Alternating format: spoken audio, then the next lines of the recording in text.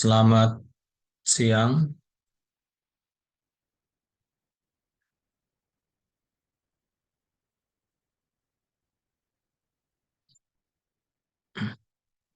Selamat siang.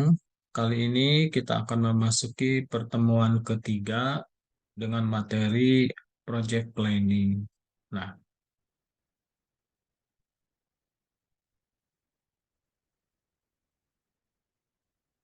Nah, di pertemuan ketiga ini kita akan fokus mengenai bagaimana tahapan-tahapan proses menyusun project planning. Nah, beberapa hari sebelumnya ataupun juga di pertemuan ke-1 dan kedua, mahasiswa didorong untuk membentuk tim ataupun juga kelompok dalam mengajukan sebuah judul project planning.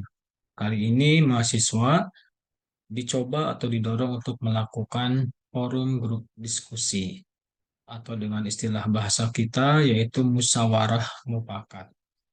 Namun proses forum grup diskusi ini ada sebuah eviden. Yang pertama adalah foto beberapa kegiatan dan juga yang kedua adalah video dalam proses diskusi. Nah, itu dipersilahkan. Apakah bisa dilaksanakan secara online? Boleh. Ataupun juga secara offline. Silakan mahasiswa atur sendiri. Nah, mengenai siklas kehidupan proyek, di sini adalah bagaimana proyek itu bisa berjalan. Nah, sehingga kita perlu metode, di mana metode ini mampu menjelaskan atau menggambarkan sesuatu proyek yang memang oleh mahasiswa diajukan. Jadi mahasiswa sudah menyusun judulnya. Nah, setelah mengajukan judul, maka dilakukan eh, networking atau perencanaan, dilakukan juga pengawasan atau pengontrol kegiatan dan diawasi serta terjadi ada kesepakatan bagaimana proyek ini nilai akhirnya, goalnya kemana. Apakah terlaksananya kegiatan ataupun juga tercapainya jumlah proyek yang diajukan atau menghitung laba ya atau menghitung kegiatan jam terbang. Jadi kita lihat nilai akhirnya. Nah, sehingga dalam hal ini kita perlu melakukan tahapan atau dalam bahasa kita adalah siklus hidup proyek. Nah, siklus hidup proyek yang pertama adalah di awal mahasiswa melakukan sebuah ide, sebuah keinginan, sebuah proyek yang memang proyek ini bisa beririsan dengan kegiatan-kegiatan mahasiswa atau juga bisa beririsan dengan bagi yang sudah kerja ini. Kebetulan ada kegiatan bisa digabungkan atau juga judul-judul yang apa saja yang kita lihat namanya adalah inisiasi. Apa sih proyek yang akan kita kembangkan? Apa sih proyek yang kita usulkan? Nah, setelah munculnya inisiasi, maka diperlukan tahap awal. Bagaimana proses kegiatan proyek? Nah, setelah dilakukan kegiatan ya masing-masing mahasiswa, lalu juga melalui FGD atau musyawarah mufakat baik secara online ataupun juga offline yang dilakukan oleh masing-masing kelompok mahasiswa, maka di situ ada sebuah keputusan. Oh, saya ingin mengajukan A, judulnya.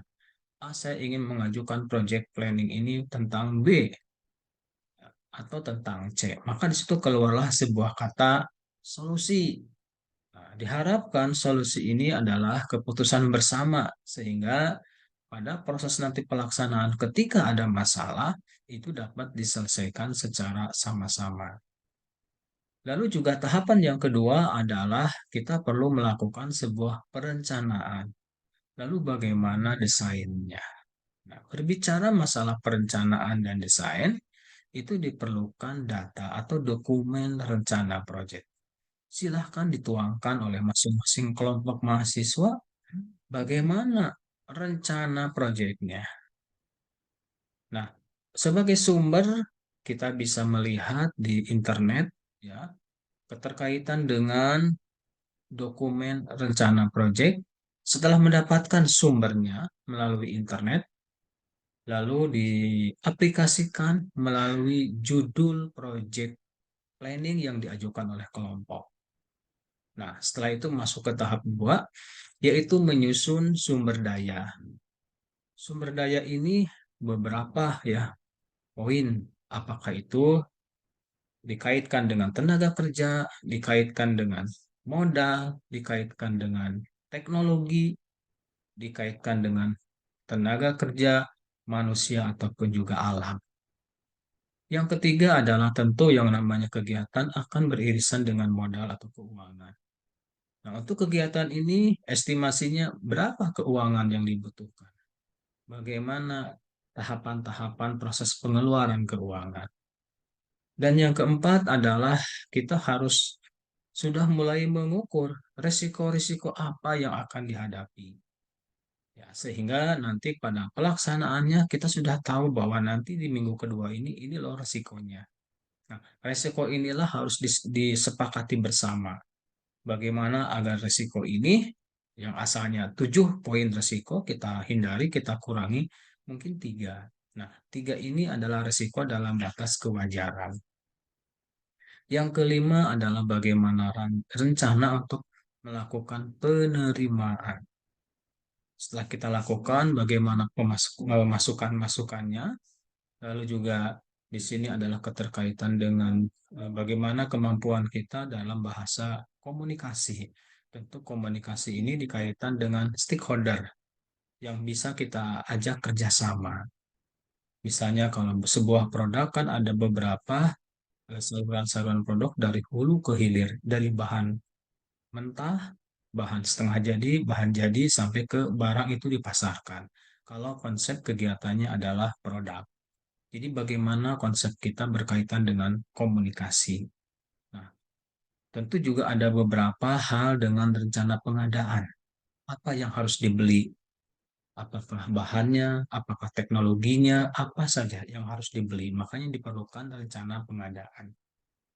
Nah, ini kalau memang kita sudah melibatkan pihak ketiga, apakah itu pihak investasi, apakah pihak kerjasama antara kita dengan yang lain, maka perlu ada kontrak kerja pemasok ya. Misalnya saya butuh nih bahan sekian sekian gulung misalnya. Ada kesepakatan karena kesepakatan ini untuk mendukung bagaimana proses project planning itu berjalan dengan lancar. Dan yang kesembilan adalah tinjauan fase. Dari beberapa tahapan, kegiatan-kegiatan, fase-fasenya dapat kita lihat dan dapat kita ukur. Jadi kesembilan poin ini adalah bagian dari proses untuk dilakukan oleh mahasiswa, yaitu diskusi, FGD, musyawarah mufakat. Literaturnya silahkan kalian cari di internet seperti apa draftnya, dan baru dari internet itu ada bahan diaplikasikan sesuai dengan judul proyek yang diatur, yang disepakati oleh masing-masing kelompok.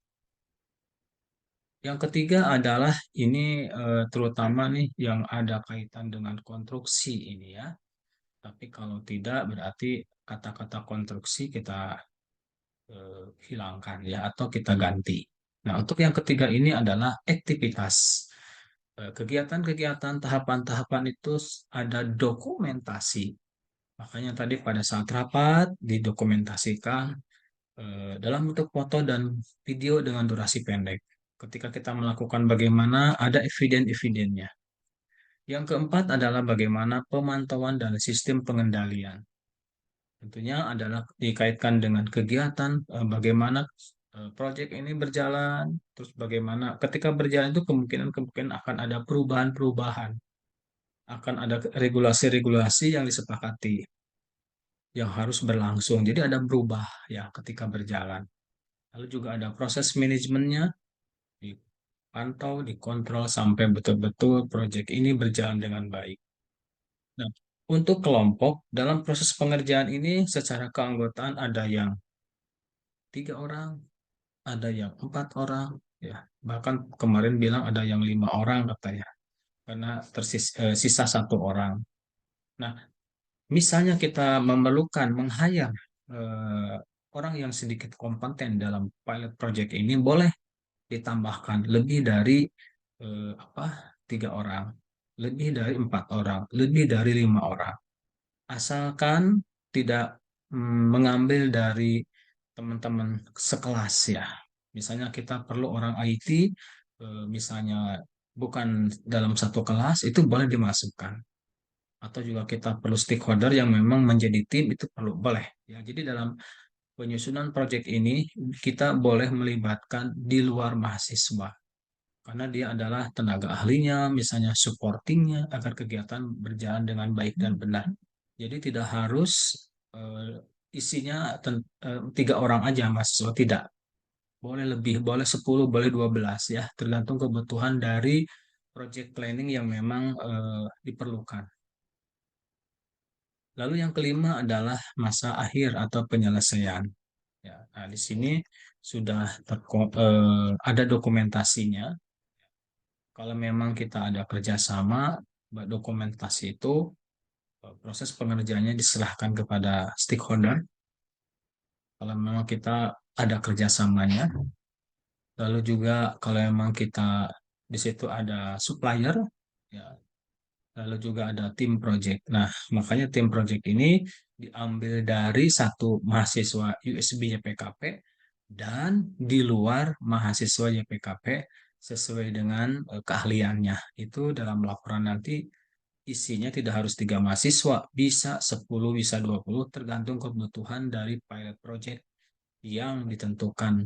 Ya, ada laporan nanti ya, laporan kalau memang nanti ke dosen ada laporan akhir ya, bagaimana kegiatan ini dapat berjalan. Nanti di pertemuan UTS atau UAS nanti ada presentasi. Nah, ini adalah saya coba hadirkan ini biar mempermudah mahasiswa. Saya di sini ada contoh desain project planning. Kita coba UMKM ya. Ini hanya contoh ya, contoh project planning di berbasis UMKM.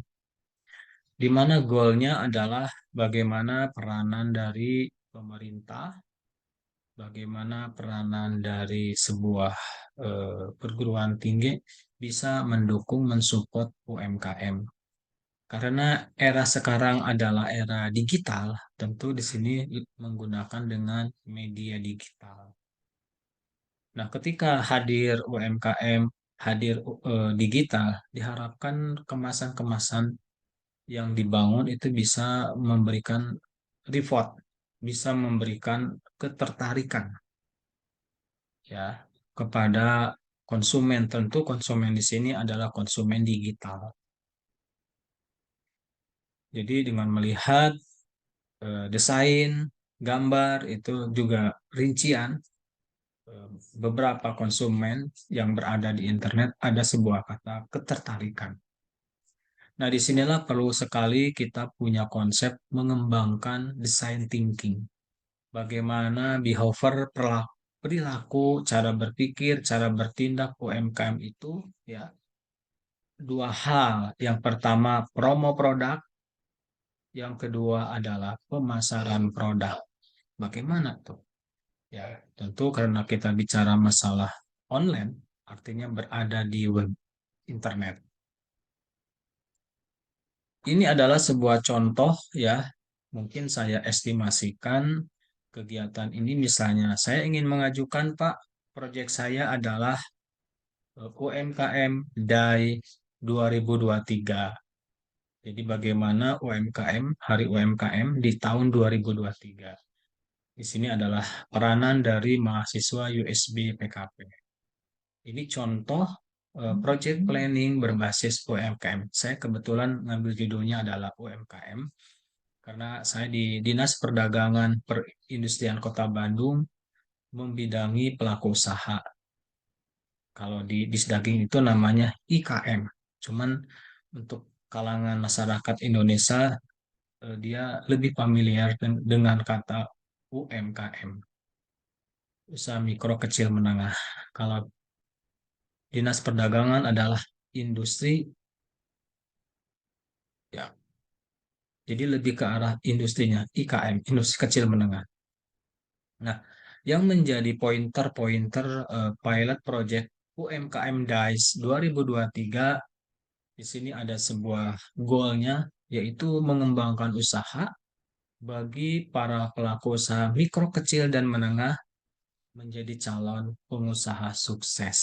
Ya, di mana kegiatan ini akan memberikan dampak, akan memberikan kesempatan kepada UMKM untuk meningkatkan branding. Nah, di situ akan ada pertemuan UMKM yang potensial, ya, tentu dengan ada buyer. Ya, kalau ada buyer enak ya UMKM itu produknya ada, yang belinya ada.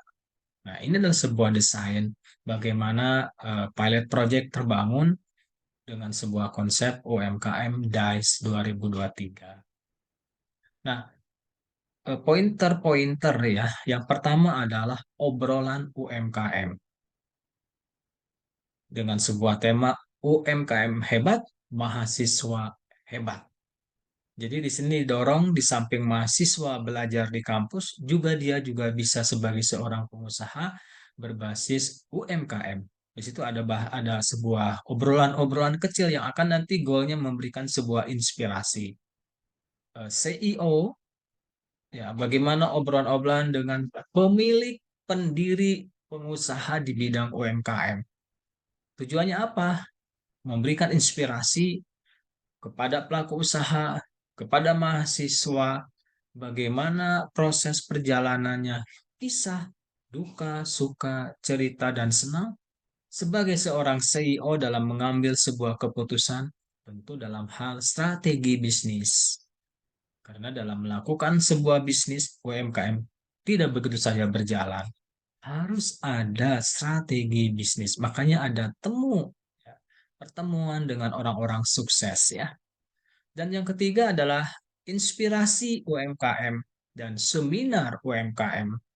Nah, inspirasi ini kan UMKM itu biasanya produknya biasa-biasa, ya sederhana, packagingnya kurang bagus ya, tapi terus diolah, di mana goalnya adalah bagaimana produk lokal menjadi pasar global. Artinya bahwa produk kita itu kurang begitu bagus, pasarannya hanya di Bandung saja.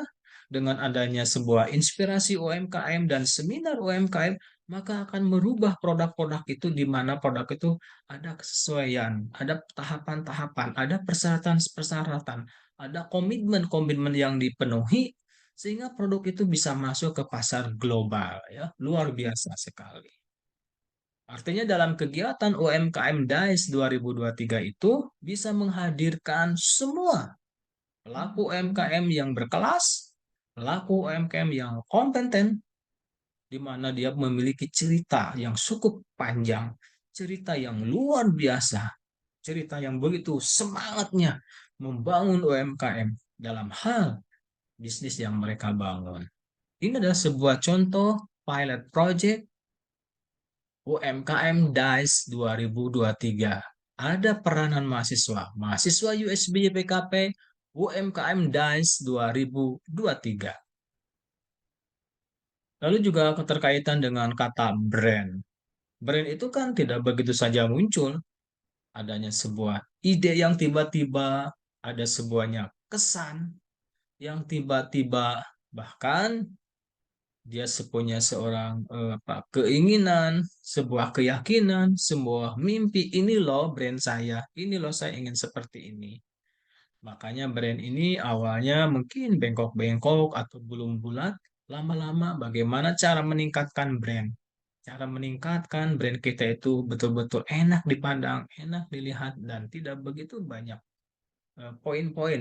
Ya, artinya dengan satu gambar sudah bisa mewakili, dengan satu tulisan sudah bisa mewakili. Nah, masih sama kegiatannya ya. Ini lanjutannya, cuman opsinya adalah seputar brand. Nah, artinya bahwa di sini misalnya nih bagaimana UMKM atau UKM melek dengan brand image ya, karena memang sekarang eranya era digital. Jadi bersama mahasiswa USB PKP bisa. Mahasiswa bisa USB PKP luar biasa. Ini adalah sebuah ajang promo ya. Hubungi siapa nanti nomor HP-nya siapa. Ini adalah ketika kita mau menawarkan sebuah event ya. Makanya ada gerakan kampanye UMKM Melek Brand ya, image ya.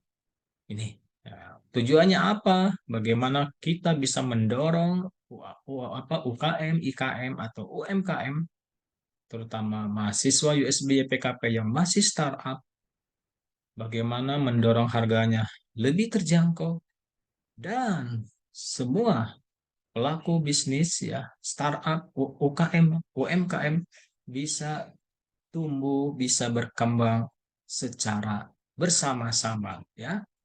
Tidak saling menjatuhkan, tidak saling menjudgment, tidak, tapi hayo kita bangun bersama, mereka tumbuh bersama menjadi pengusaha-pengusaha yang sukses secara bersama. Ya, lakukan hasil monitoring atau laporan hasil monitoring dan evaluasi. Tentu dalam melakukan hasil monitoring evaluasi ada rencana tindakan. Artinya dia atau mahasiswa membuat contoh form monitoring dalam pelaksanaan kegiatan ya, agar tujuan kegiatan tercapai. Dan ini adalah contoh form monitoring kegiatan UMKM atau IKM ya. Misalnya kegiatan pilot project kita tuh judulnya apa ya. Ini misalnya KIA. Nah, di sini ada nomor kegiatannya apa, lalu juga rencananya ya. Nah, karena kita mahasiswa tentu ada surat tugas ya, misalnya buat aja nomor surat tugasnya, nomor tanggal dan sebagainya. Lalu juga mengenai waktu. Nah, di sini apakah pelaksanaan itu sesuai enggak antara rencana dengan pelaksanaan? Atau misalnya ternyata melewati deadline, berarti tidak tepat. Ya. Jadi di sini ada pelaksanaannya kesesuaian. Lalu juga sasarannya. Misalnya target sekarang kegiatan ini adalah 3 poin, ternyata sasarannya baru satu. Jadi dijelaskan. Lalu juga pelaksanaannya di mana. Nah ini pada saat kegiatan eh, project planning, judul project planning yang dilakukan tuh di mana tempatnya. Lalu juga ketepatan petugas yang melaksanakan, makanya ini petugas bisa melibatkan mahasiswa di dalam kelompok itu sendiri atau di luar mahasiswa ya, maksudnya kita melibatkan tenaga ahli ya, misalnya boleh itu nanti. Nah, di sini lalu ada pencapaian hasil. Dari satu kegiatan itu apakah hasilnya itu 100% proses pengerjaannya atau baru 50% misalnya. Sehingga dilakukan evaluasi nih tentang kegiatan A misalnya. Dan kalau memang ada beberapa kekurangan, tentu ada tindak lanjut. Nanti next time bagaimana tindak lanjutnya. Nah, tentu ada networking atau penjadwalan. Ya, penjadwalan yang menjadi target bagaimana rencananya, lalu juga pelaksanaan, lalu juga rencana dengan pelaksanaan ada kesesuaian, ataupun juga yang keempat adalah ternyata melewati deadline. Misalnya proses pengerjaan A menurut rencana dan pelaksanaannya. Misalnya rencana nih di bulan Maret, pelaksanaan di bulan Mei. Ya. Eh, rencana di bulan Maret, pelaksanaan di bulan April. Jadi itu dilaksanakan antara Maret dan April. Ternyata karena ada beberapa hal, ternyata dilaksanakan di bulan Juni.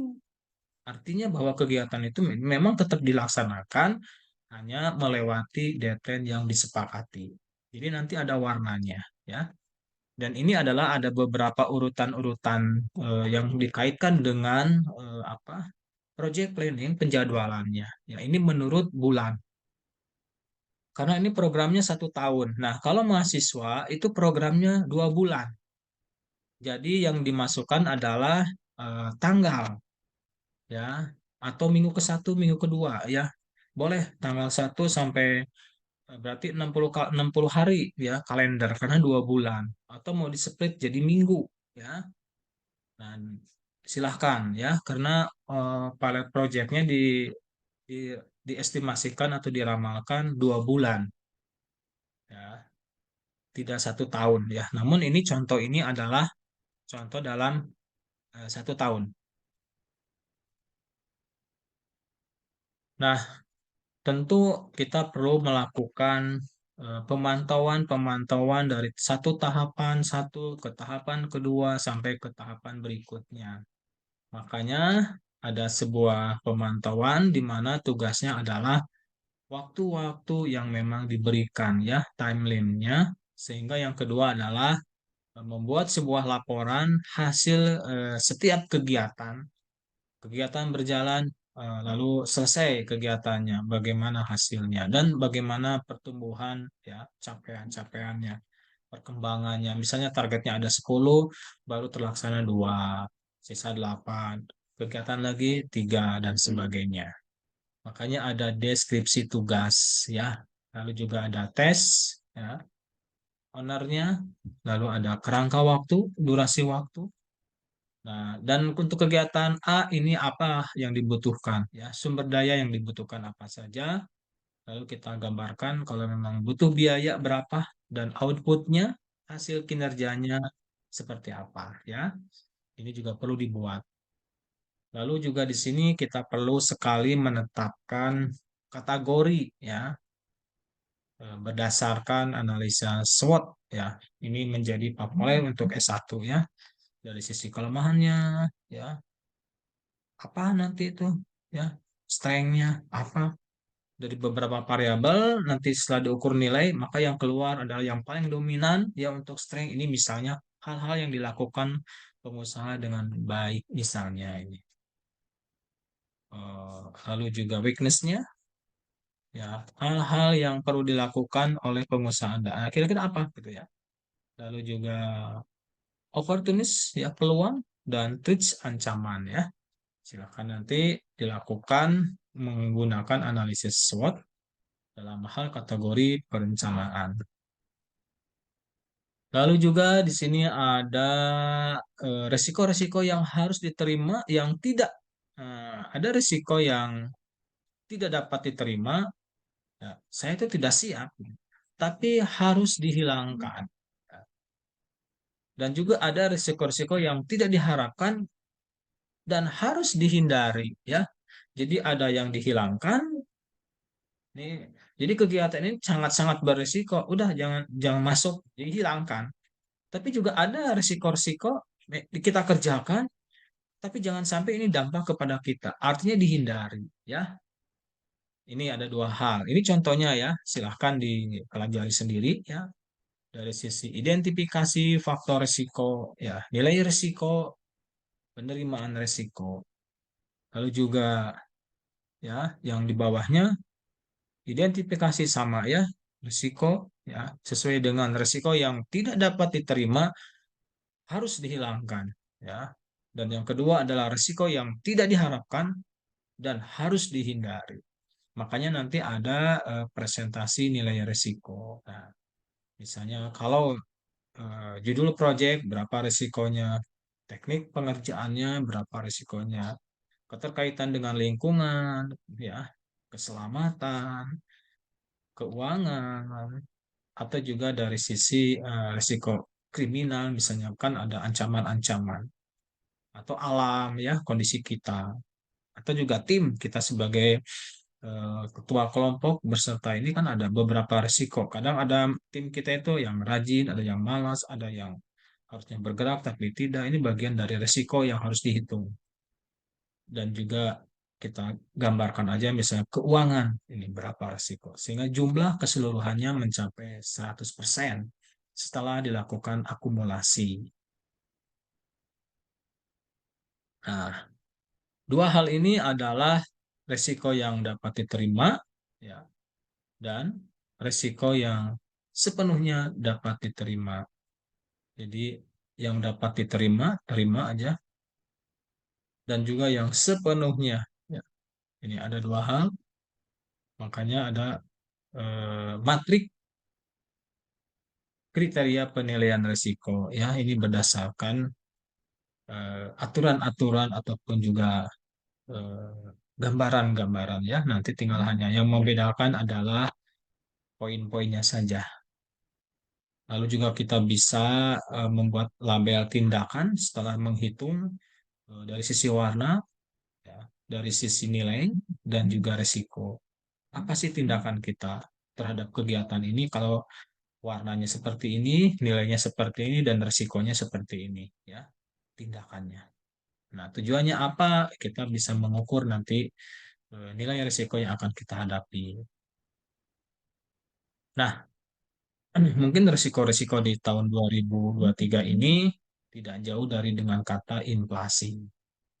Nah, khusus Kota Bandung, inflasinya adalah 7,45%, sangat tinggi. Nah, bagaimana inflasi ini bisa kita, atau dengan resiko ya, kalau bahasa kita, resiko ini supaya tidak meningkat, gitu. Makanya ada kata menahan potensi laju inflasi. Jangan naik dari 7,45 ya inflasi Kota Bandung itu. Turunlah gitu. Ayo kita tahan. Hmm.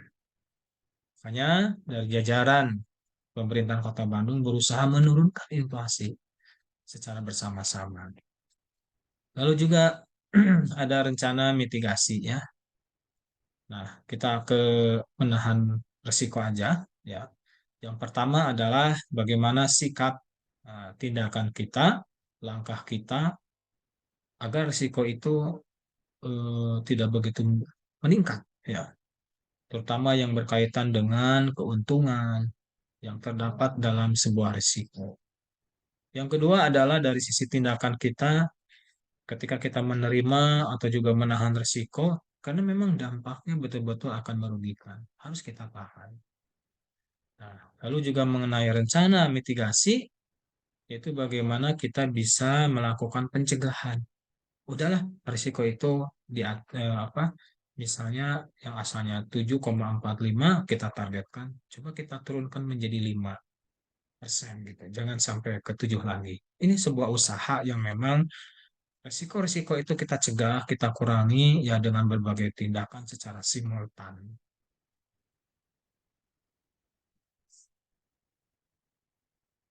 Lalu juga alokasi sumber daya. Nah, ini adalah keterkaitan dengan sumber daya yang ada, tenaga kerja, bahan baku, ya, teknologi, tempat, dan sebagainya. Betul-betul harus kita optimalisasikan.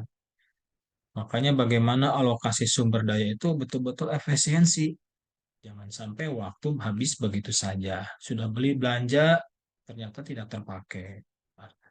Menggunakan tenaga ahli ternyata bukannya menyelesaikan masalah, tapi menimbulkan masalah yang baru.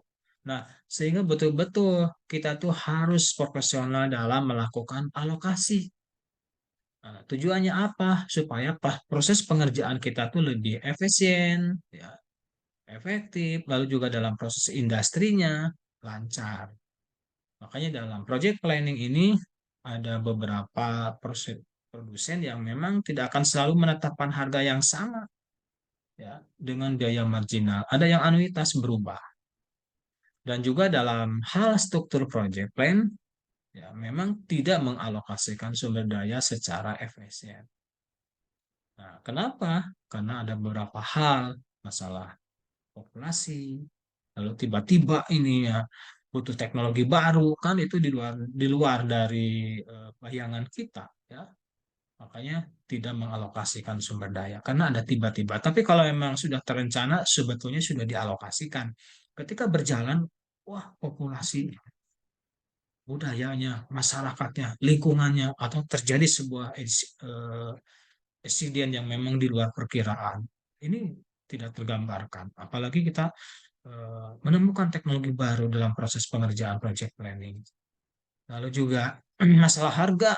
Ya, ini kan harga itu kadang kayak harga-harga yang sifatnya kebutuhan pokok naik turun. Ini tidak bisa kita kontrol. Bahkan pemerintah sendiri belum bisa melakukan memberikan perkontrolan secara utuh ya.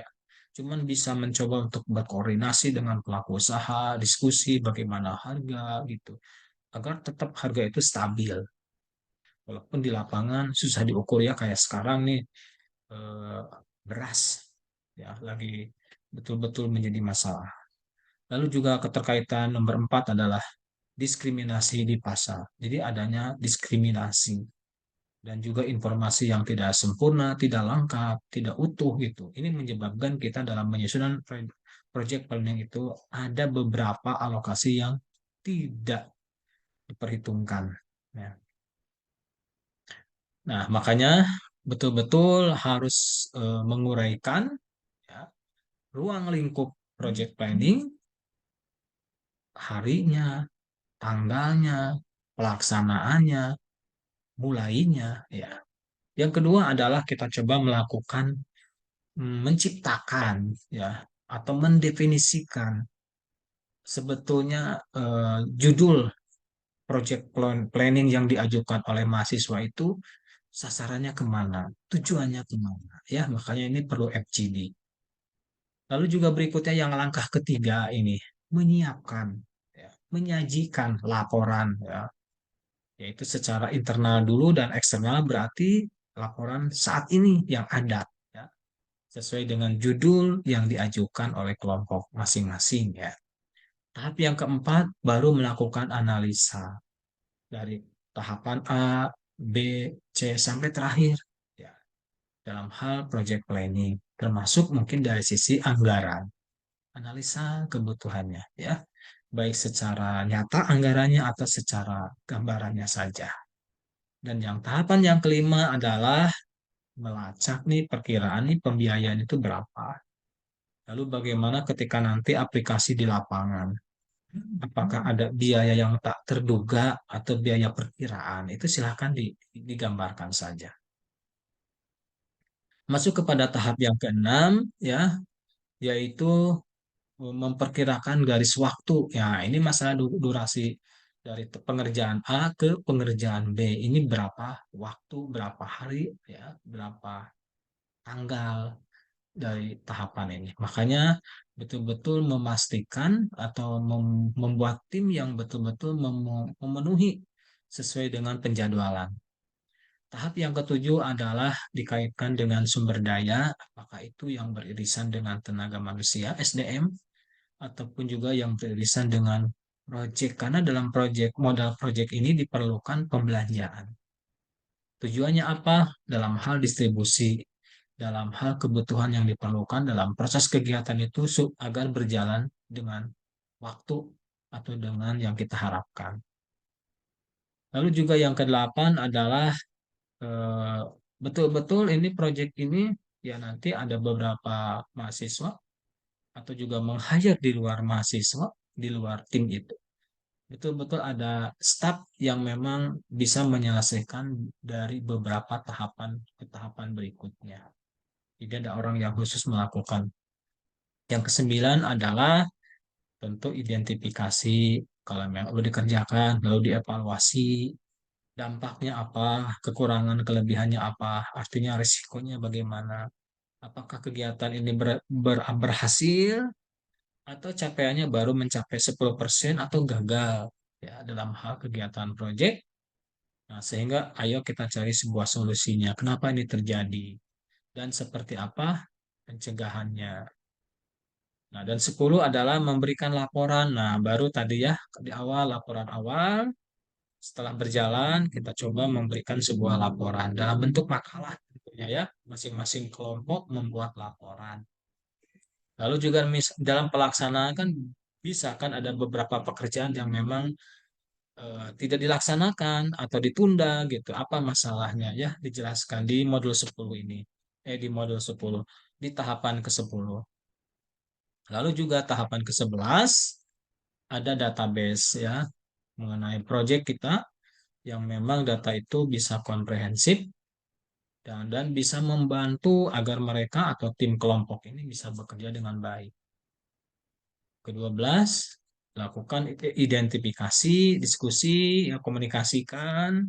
Kalau memang ada terjadi perubahan penjadwalan, terjadi perubahan perencanaan, dengan masing-masing kelompok. Kalau kita melibatkan orang lain, diskusikan, atau juga melibatkan stakeholder yang lain, silahkan ya.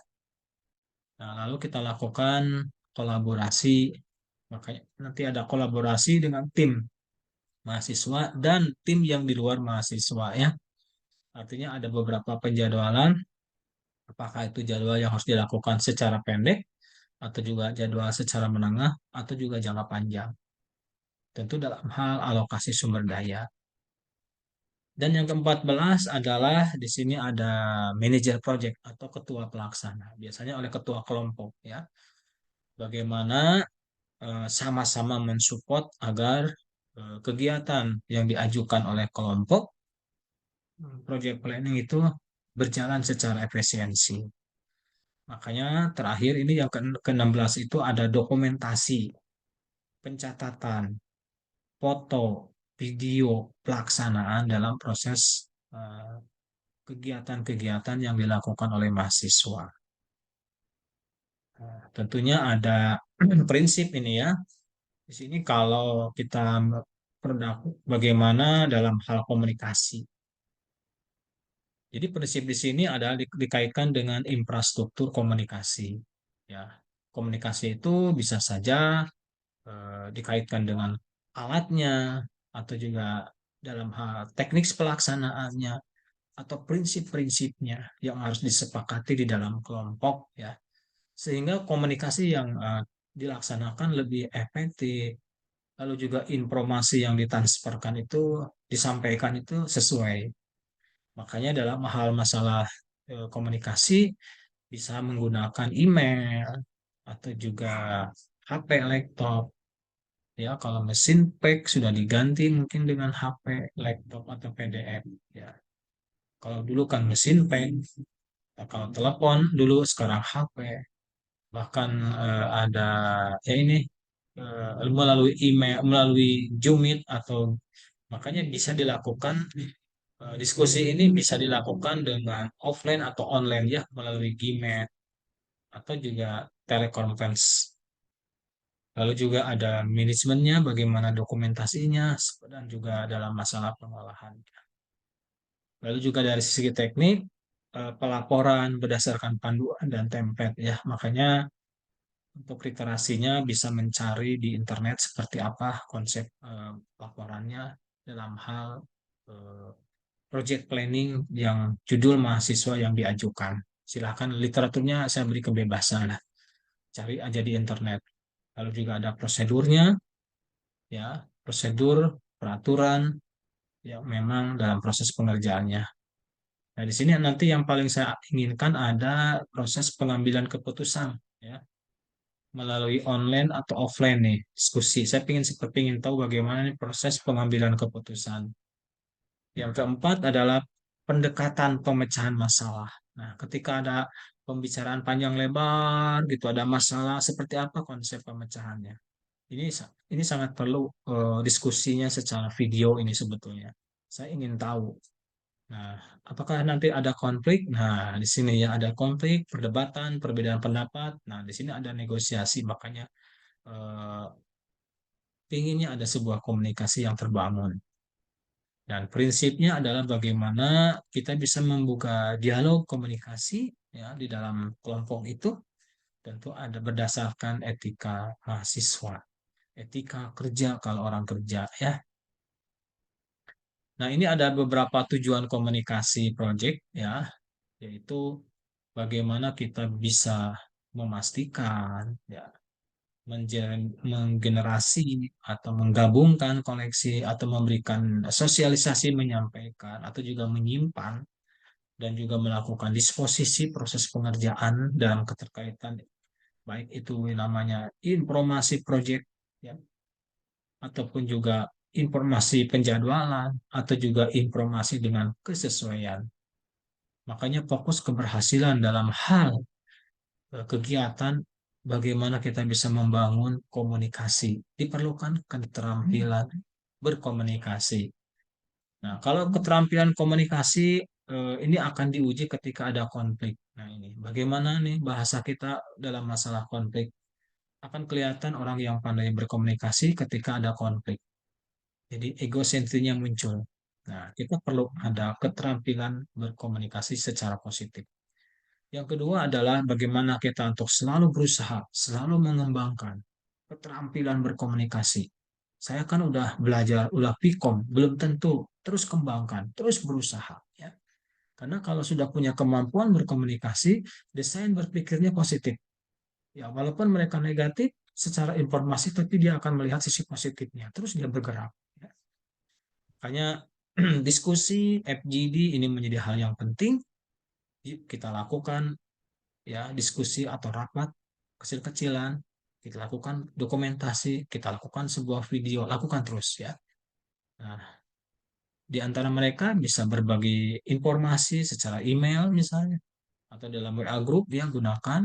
Nah, untuk masalah template, nah ini bisa lihat di internet ya, cari internet ya yang beririsan dengan project planning atau juga bagaimana template konsep komunikasi project.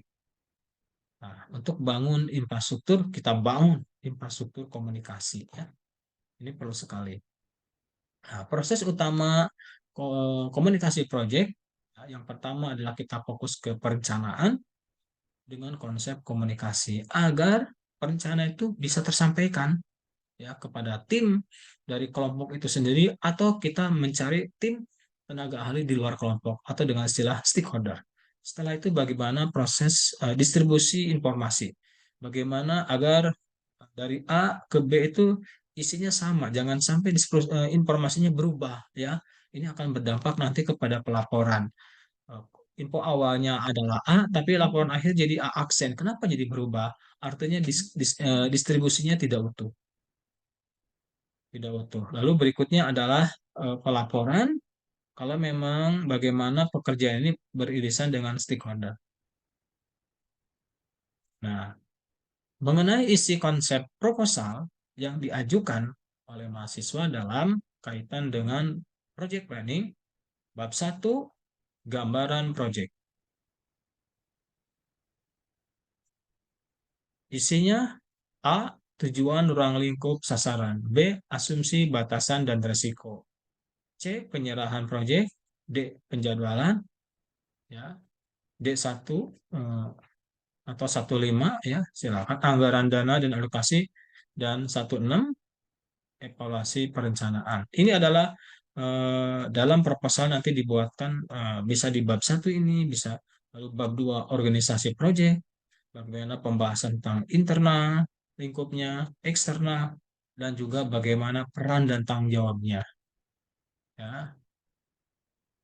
Lalu di sini ada project chapter ya. Di sini ada pembahasan, makanya ada FGD, bagaimana jenis pembuatan project plan, pembuatan sebuah dokumentasi ya. Lalu juga project pernyataan ikhtisar project ada penjelasan berdasarkan project overview statement.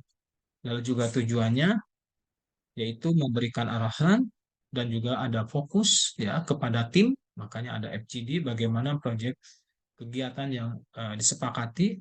Lalu ada kesepahaman, keselarasan dari pelaksanaan proyek dan tujuan akhir organisasi atau kelompok. Tentu saja harus betul-betul di dalam nanti FGD memahami atau mendefinisikan proyek dengan pernyataan-pernyataan proyek, terus juga sekupannya apa, ruang lingkup atau batasan ruang lingkupnya seperti apa, tujuannya, sarana atau prasarana yang dibutuhkan, lalu juga sumber proyeknya dari mana, ya, pembiayaan, staf. Nah, makanya kita perlu tambahan staf bisa dari luar kita tambahkan atau vendor atau stakeholder. Artinya bahwa project chapter ini dibuat setelah proposal proyeknya disetujui. Ya, makanya nanti di UTS ada pengajuan proposal disetujui atau tidak ya. Jadi itu sampai ke UTS. Siapkan proposalnya dan PPT-nya. Nanti live ya, saya harapkan bisa live menjelaskan satu-satu.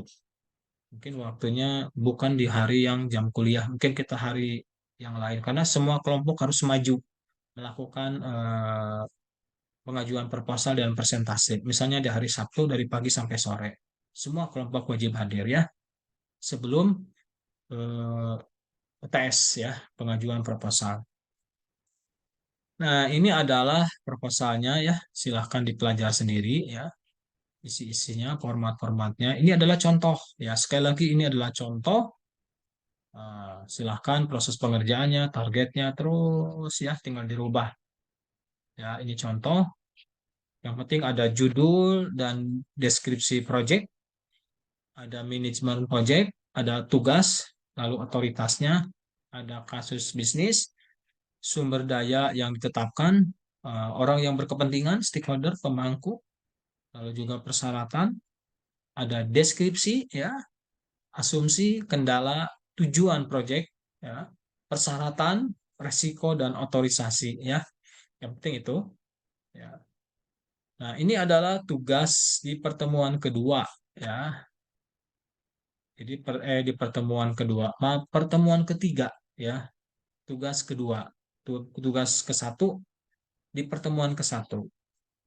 Pertemuan kedua tidak ada tugas. Pertemuan tiga ada tugas, makanya tugas kedua. Nah, ini adalah tugas yang memang ada tahapan-tahapan dari nomor urut 1 sampai dengan 16, seperti yang baru saja saya jelaskan. Jadi, yang pertama ini mengajukan project planning, tentu ini sudah pernah dibahas ya oleh mahasiswa di pertemuan satu dan yang kedua. Lalu juga eh, kegiatan utama ya, siklus ya, baru saja kita jelaskan. Lalu juga ada form monitoring ya, tadi sudah dijelaskan. Lalu juga ada membuat timeline project ya, silahkan. Tadi ada contoh. Kalau mau cari contoh di internet silahkan. Lalu dilakukan analisis SWOT ya. Lalu bagaimana membuat resiko yang tidak dapat diterima dan juga membuat resiko yang tidak diharapkan. Matrik resiko ya. Lalu ketika ada resiko nih ada 10, bagaimana kita tahan supaya tidak 10, misalnya jadi 4 misalnya. Dan kita kurangi risiko itu yang sudah terjadi tapi kita kurangi ya. Lalu juga seperti apa uraian sumber daya, tahapan defensinya, peralatannya, tujuan komunikasi proyek ya, dan juga semuanya terhimpun dalam sebuah nama proposal. Ya, barusan ya nanti akan setelah disiapkan nanti menjelang UTS ada satu hari kita coba untuk pengajuan proposal, ada makalahnya dan ada nanti ada presentasinya. Jadi satu hari wajib plan ya. Tapi bukan dalam waktu jadwal yang kita laksanakan ya. Kemungkinan akan ada di hari Sabtu atau Minggu ya. Mungkin saya upayakan hari Sabtu. Kita coba dari pagi misalnya kalau udah kelompok beres udah keluar ruangan. Jadi yang belum stay dengarkan yang lain tapi yang sudah boleh pulang. Jadi tidak menunggu yang lama. Jadi jangan sampai yang datang duluan pulangnya terakhir tidak. Yang eh, sudah datang dia live presentasi setelah itu selesai dia bisa keluar ruangan bisa pulang.